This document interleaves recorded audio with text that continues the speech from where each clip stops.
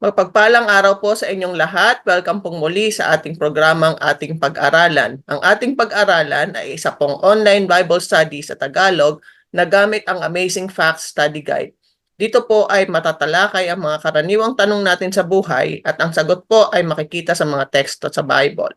Sa pagpapatuloy ng part 2 ng ating pag-aaral tungkol sa 1,000 taon ng kapayapaan, sa ikasiyam na tanong, sinabi ng Apokalipsis 20 verse 4 na magkakaroon ng paghuhukom sa langit sa loob ng 1,000 taon.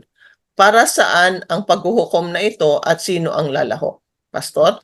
Okay po, napakaganda po natin pong pagpapatuloy po natin pong pag-aaral mga kapatid dito po sa 1,000 Years of Vacation po sa Langit. Yes, aside po sa Revelation chapter 20 verse 4, ganito po ang pagpapahayag po ng Biblia. At nakakita ako ng mga trono at ang mga nakaupo doon ay binigyan ng karapatang humatol. Nakita ko rin ang mga kaluluwa ng mga taong pinugutan dahil sa pagpapatuo tungkol kay Jesus at sa pagpapahayag ng salita ng Diyos. Hindi sila sumamba sa halimaw ni sa larawan nito, ni tumanggap mananatak ng halimaw sa kanilang mga noo o kamay. Sila'y nabuhay at nagharing kasama ni Jesus, ni Kristo, sa loob ng 1,000 taon. So mga kapatid, napakaganda po ng tanong, ano po ang gagawin ng mga santo or tayo po ng mga banal na nagmana ng buhay na walang hanggan at magbabakasyon sa langit for 1,000 years. Yan.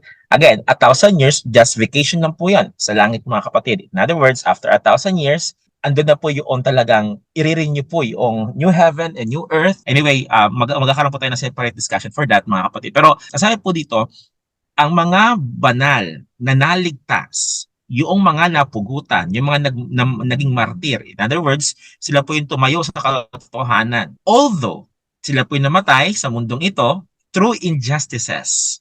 In heaven, mga kapatid, they will be a judge. Sila po yung magiging mga judges po doon. Kanila pong hahatulan ang mga tao, kanila pong bubuklatin po yung mga aklat. Ang mga katanungan po nila ay masasagot. And then altogether, they will proclaim, God is a God of, they will judge those who are not saved, mga kapatid. Again, they will judge those who are not saved. Kasi po, binigyan sila ng karapatan ng Panginoon na sila po ay magiging hukom. Okay? Ay po dito, the saved from all ages. Okay? And probably angels. Okay? Of course, kasama po sila will participate in the judgment during 1,000 years.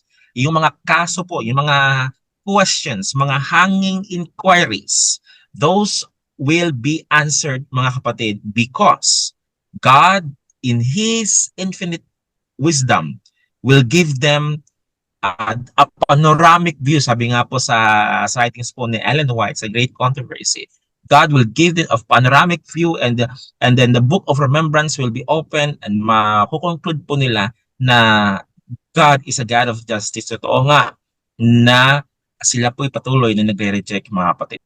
Salamat po, Pastor. Para sa ikasampung tanong, sa pagtatapos ng 1,000 taon, ang banal na lungsod, ang bagong Jerusalem, ay bababa mula sa langit patungo sa lupang ito. Sino-sino ang kasama dito? Saan ito lalapag? Pastor?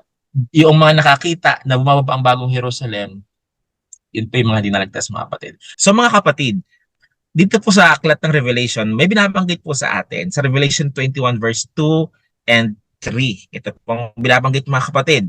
Okay po, Revelation 21, 2 and 3. At nakita kong ang bayang banal, ang bagong Jerusalem, na nanaog mula sa langit buhat sa Diyos, na nahahandang gaya ng isang babaeng kasintahan na naggagayakang talaga sa kanyang asawa. At narinig ko ang isang malakas na tinig na mula sa luklukan na nagsabi, narito ang tabernakulo ng Diyos ay nasa mga tao. Siya ay mananahan sa kanila at sila ay magiging bayan niya at ang Diyos din ay sa kanila at magiging Diyos nila. Mga kapatid, after 1,000 years, when everything is settled down, when everything is clear, from those inquiries of those saints, bakit may mga certain people na hindi naligtas? Bakit may mga taong naligtas? When everything from the book of remembrance is answered, mga kapatid. After 1,000 years vacation sa langit, bababa po ang bagong Jerusalem, and mga kapatid, mga kaibigan, City of God, the New Jerusalem, mga kapatid, yung throne ng Panginoong Diyos, ay muling bababalik po dito po sa earth. Yes, tama po yung pag-arinig, earth. Paano yung pastor? Di ba desolated ang earth? Madilim? Yes po, madilim. Talagang sirang-sira. Pero mga kapatid, don't forget, if God created this earth from a void, kasi yung Genesis chapter 1, and God said everything, talagang let there be light, kasi void nga po itong earth na ito. Mga kapatid, repeat itself. If God created from the creation, He will recreate once more. Ito pong ating pong planet Earth. And this time, hindi lang po Garden of Eden, yun pong ibababa ng Panginoon po dito, kundi mismo ang kanyang trono, kasama na po ng sangkatauhan, mga minamahal na mga kapatid. Napakaganda po mga kapatid. The New Jerusalem will settle where the Mount of Olives now stand. The mountain will be flattened to make gates. Christ will dwell in the humanity. Salamat po, Pastor. Sa ika-11 tanong, ano ang mangyayari sa masamang patay sa panahong ito? Paano ito makakaapekto kay Satanas, Pastor? Ayan mga kapatid, ano pa mangyayari po at paano makakapekto to kay Satanas? Atin pong basahin mga kapatid, Revelation 20 verse 5 and verse 7. Ganito pong binabanggit. Ang mga iba sa mga patay ay hindi nangabuhay hanggang sa naganap ang 1,000 taon. Ito ang unang pagkabuhay na maguli. At sa verse 7, at kung maganap na 1,000 taon, si Satanas ay kakalagan sa kanyang bilangguan. Mga kapatid, I have told you before during our part 1 natin ng pag-aaral na after 1,000 years mga kapatid, okay, muling bubuhayin ng Panginoon since He is the giver of life. Alam niyo po, ito po yung logic mga kapatid. If you remember our topic about the state of the dead, na may mga masamang espiritu na nagpapakita ng mga mga mahal sa buhay na nawala na namatay na, hindi po yun yung ating mga mahal sa buhay. Yun po ay demonyo mga kapatid, power of Satan. And you know what? There is one thing Satan cannot do, and that is to resurrect dead mga kapatid. Hindi niya po kaya bumuhay ng patay. If he can, marami na po siyang binuhay ng mga kapatid na mamasasamang tao.